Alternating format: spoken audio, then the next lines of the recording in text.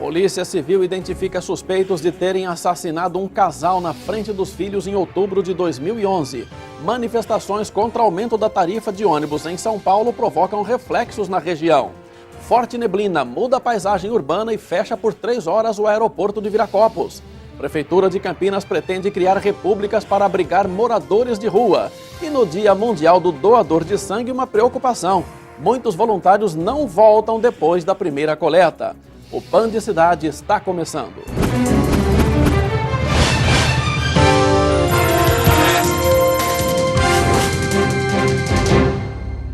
Boa noite. A Polícia Civil de Campinas apresentou hoje a foto dos 2 suspeitos de terem assassinado um casal no Jardim Campo Belo 2. Eles foram mortos na frente dos filhos com golpes de faca.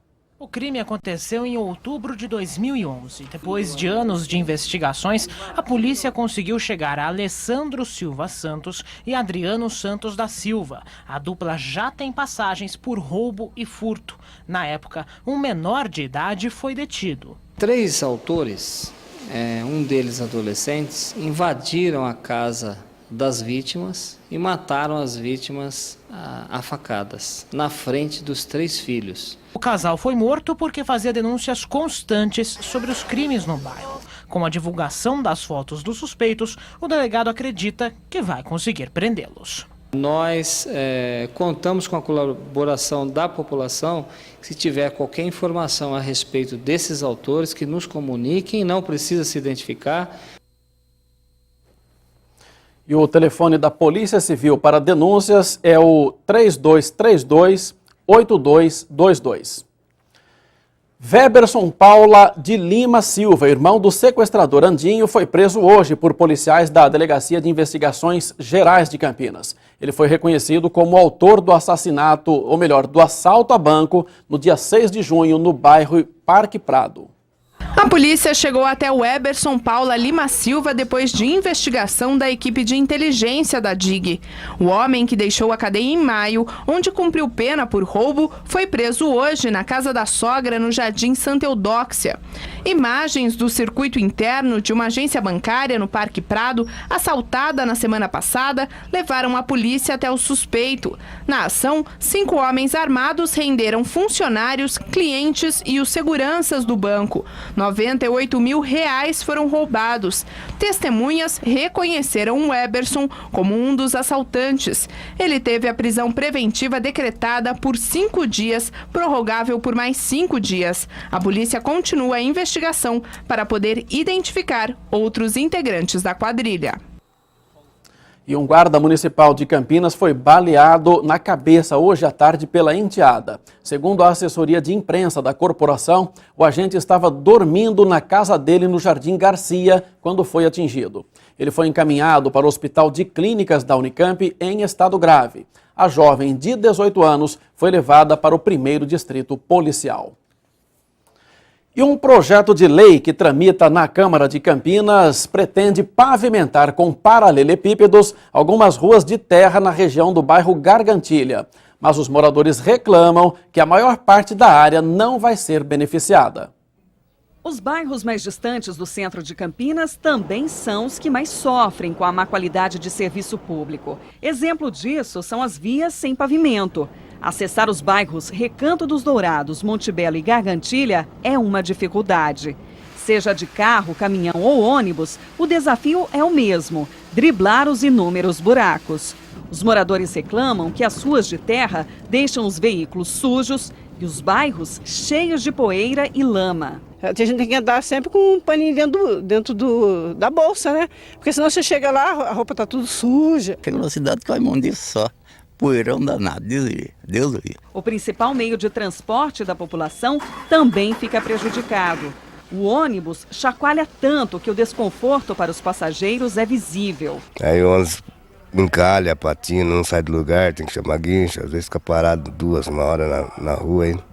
Aí esperar outra condução. Segundo o motorista, as péssimas condições de tráfego são as principais causas de quebras frequentes da frota. A cada semana é 2, 3 vezes quebra, bastante prejuízo. A justificativa para a falta de estrutura viária é que as ruas estão em áreas de proteção ambiental e não podem sofrer interferências. No entanto, muitas regiões que estão fora da APA nunca receberam melhorias, como esta via do bairro Gargantilha. Mas um projeto de lei apresentado esta semana na Câmara Municipal tenta solucionar parte do problema.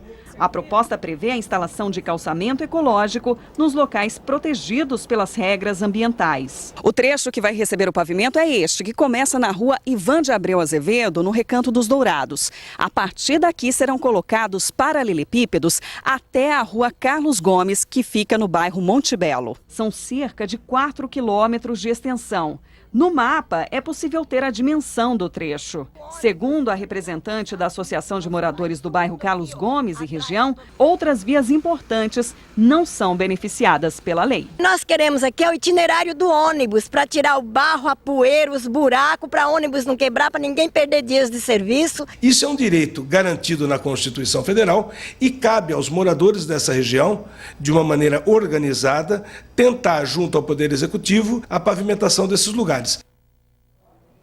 E as manifestações contra o aumento da tarifa do ônibus e a greve que paralisou os trens em São Paulo provocaram reflexos também em outras cidades. Muitos campineiros que trabalham na capital acabaram enfrentando congestionamentos na hora de voltar para casa. Na rodoviária de Campinas, os passageiros com destino à capital procuraram se informar antes de sair de casa. Acompanhei pela TV que voltou ao normal as linhas de metrô, mas até ontem à noite eu estava preocupado. A apreensão é por causa do manifesto contra o aumento das passagens e da greve dos trens da CPTM em São Paulo, que pararam a metrópole e fizeram o trânsito ficar pior, com congestionamento recorde, prejudicando tanto paulistanos como os que moram fora e trabalham na capital. Onde estava bem tumultuado. Dificuldades também passaram os motoristas de ônibus, tanto os de linha como os fretados. Esse que faz Guarulhos Campinas reclama. Deveria juntar o pessoal e ir direto da prefeitura, fazer um protesto na prefeitura. Agora, fazer uma lá na Avenida Paulista, poxa, não é só as pessoas que estão fazendo, tem as pessoas que trabalham, querem ir embora para casa.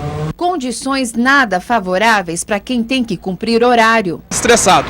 O mesmo drama viveu esse outro motorista que na quarta foi para o Rio de Janeiro, que também teve protestos e caos no trânsito. Da rodoviária até na Serra é 1 hora. Aí, quando tá essa bagunça aí, é 2 horas, 3 horas. Uma situação que afugenta quem pode escolher. Quando o cliente fala, ó, preciso ir para São Paulo, aí o senhor para pensar ou não? Dá um estalo, viu? Por quê? Porque tá quebrando tudo lá. Tem que passar para outro que queira ir, né? Porque eu... E veja a seguir, no Dia Mundial do Doador de Sangue, uma preocupação. Muitos voluntários não retornam depois da primeira coleta.